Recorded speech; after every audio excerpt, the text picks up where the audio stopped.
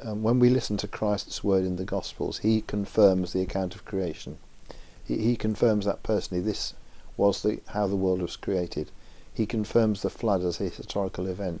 So, the person we believe to be God who's come to earth in the form of the Lord Jesus Christ, we look at his words and he confirms personally these events: the creation of the world in 6 days, the fall of man, the creation of Adam and Eve, the creation of all the different kinds of creatures and so on. So that that's why we accept that as fact, and nothing scientific would contradict that. Nothing that no scientific fact actually contradicts that account of the creation and the flood, and there's a great deal of evidence, we say, to support it.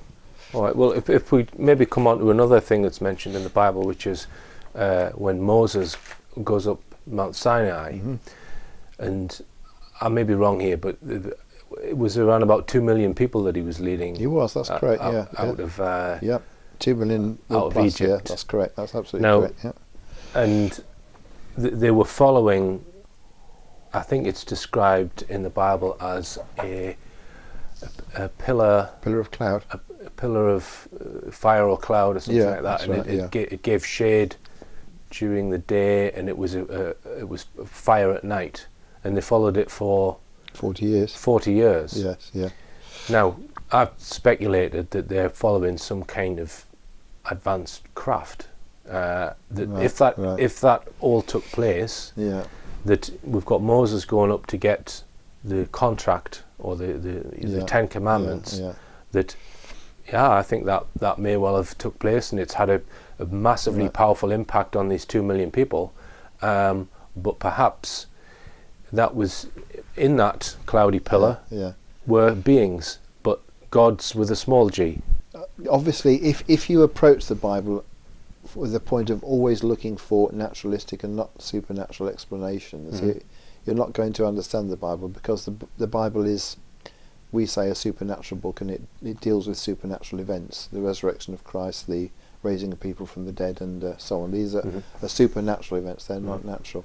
But going back to Moses, and there was not only the pillar of cloud or the pillar of fire to guide them along the Saudi Arabian Peninsula and what have you, but also the provision of quails. So God provided quails which would come out of the sky and then fall down dead, and that was the meat provided for the Israelites. You've also got the provision of manna from heaven. Now, again, according to the account, according to the written record in the Bible, God provided this substance which has been described as a bit like cornflakes, actually, a bit like kind of honey-coated cornflakes, some kind of food which had got everything that was needed for sustenance. Nobody can quite describe it. It was called manna, by the way, because manna is the Hebrew for what is it. Right. So this suddenly appeared, as they entered the Arabian Peninsula.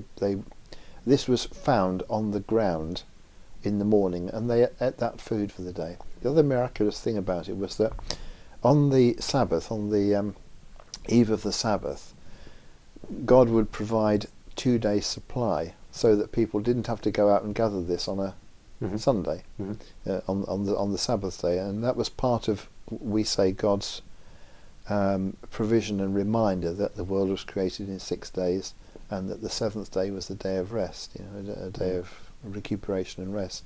So not only have you got to explain the pillar of cloud and devise theories to do with that, but you've also got to account for, where did this manna come from? Where did the quails come from? And what about, because obviously in Genesis it says that some of the relatives of Adam and Eve, I think, lived to be 930, which, again, I don't necessarily dispute that. I suspect that they were maybe just more closely related to the species that were being created. Maybe they were earlier versions, perhaps, I don't know, but I still put the argument that there was some sort of genetic tinkering going on, and maybe it's describing something which happened, as I say, a few 100,000 years ago, that the story was then passed down to be more recent. As you say, that I think Noah lived till the age of 930, Methuselah 985, that kind of thing, and many of these patriarchs are described as living several hundred years. Now, if you look at the account of creation, what was created was a world with no clouds and rain.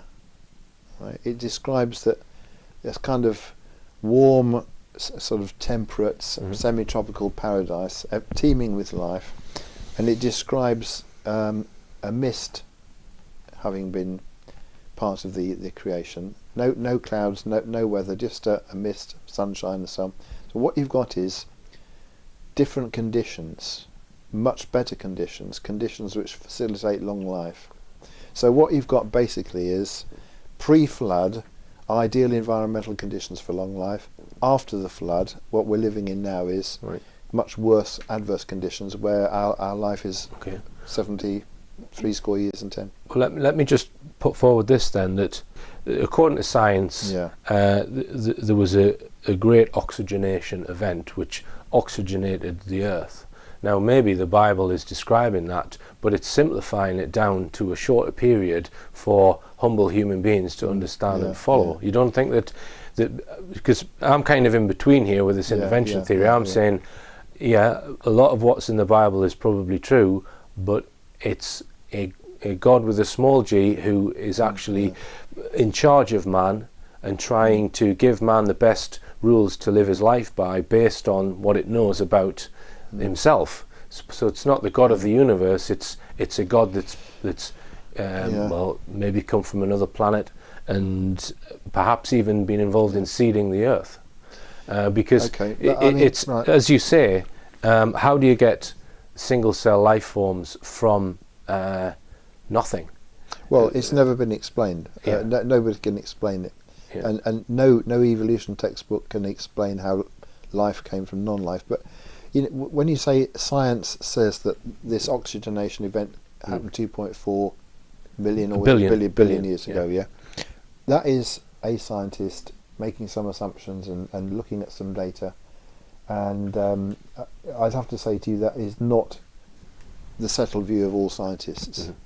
It's the view of some scientists, and the whole manner in which we've got from a 6,000-year-old Earth to 13.7 billion years is based on assumptions that are constantly changing and being reinterpreted. Somebody next week might say, actually, the universe is 19 billion years old, or actually, no, it's not 13 billion years, it's 7 years. So, with science shifting like that, can you actually rely on anything that is said at any one time, So that science says no. Science doesn't say that. These are people who believe that they can explain certain data by an oxygenation event 2.4 billion years ago. But I bet you can find other scientists who would disagree with that. Right. My view is that there is such a thing as what you might call microevolution. In other words, species living in an environment, some will do better than others due to their genetics. Therefore, they'll die out before they get to reproductive age. Their genes are not passed down. You get mutations in the successful people or beings which do get their genes passed down, and therefore that gradually changes the species over time, depending on their environment and survival of the fittest. So, would you say that is a real process? I would say that you've made a number of statements there which are probably accurate.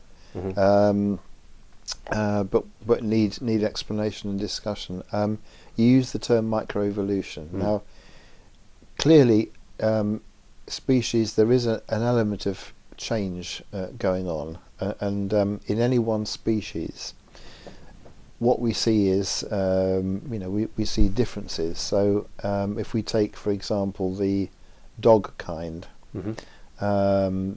Dogs, we see a great deal of variation. We see wolves, we see foxes, we see dogs, we see dingoes and so on. We would argue all from an original pair or groups of pairs of dogs.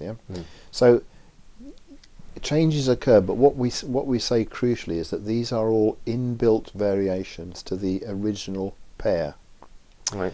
And let me give human beings as an example. Now we say, and we say the science supports us, that all life, all human beings are descended from Adam and Eve.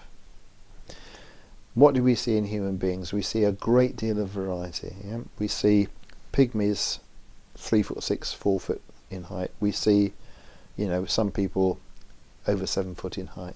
We see people with blonde hair, with dark hair.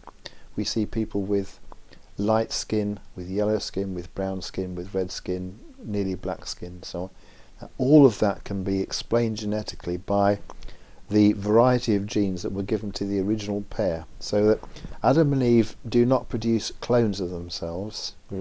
They produce, the genes recombine, so that if you have children, they won't be exact replicas obviously of you and your partner. They'll be, the genes will recombine to produce a unique individual. So we do see differences, but when you use the term microevolution, what you're saying is that a species can develop new genetic material, and that's the real problem for evolution. Can brand new genetic material be developed so as to produce a new species?